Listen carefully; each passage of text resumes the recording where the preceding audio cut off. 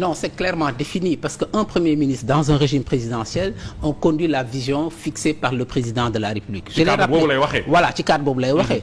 Et c'est de la loyauté institutionnelle. Mais Mamadou, on ne peut pas imaginer avoir un ministre dans un gouvernement et boo xëyee bu président yi waxee jaar nii nga wax jaar na la loyauté institutionnelle, la cohérence dans la conduite de l'action publique, c'est ce que le premier ministre Al Amin Lo a rappelé. Mais parlons de ce gouvernement, Mamadou. Et c'est un gouvernement extrêmement équilibré. On a dit que c'est un gouvernement de résultats parce qu'effectivement, Al Amin Lo, c'est lui qui coordonnait le projet Sénégal, la vision 2050. Aujourd'hui, ce qu'on attend, c'est qu'on rende visible et concret les premiers résultats de ce projet Sénégal 2050. Un gouvernement économique, parce que nous sommes dans un contexte de discussion.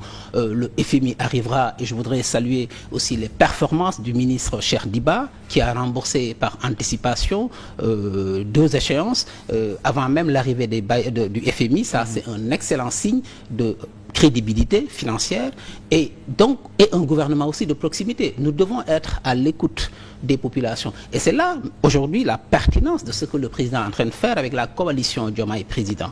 Parce que de quoi il s'agit aujourd'hui? La coalition Diomaye Président, et je voulais féliciter la superviseure générale, Dr Aminata Touré, qui fait un excellent travail, doit comprendre aujourd'hui que le centre de gravité politique, c'est aujourd'hui la fonction présidentielle. Et à cet égard, elle doit jouer un rôle de responsabilité, de loyauté institutionnelle, mais également de pédagogie auprès des populations, parce que c'est une coalition politique qui doit accompagner et être en droite ligne avec la communication institutionnelle pour expliquer aux populations ce qu'il faut faire et ce que le président est en train de faire. Et donc, à cet égard, quand le Premier ministre dit que defal ma def bàyyil ma bàyyi, c'est ça son rôle, parce qu'un Premier ministre, c'est quelqu'un qui doit donner corps à une vision fixée par le chef de l'État.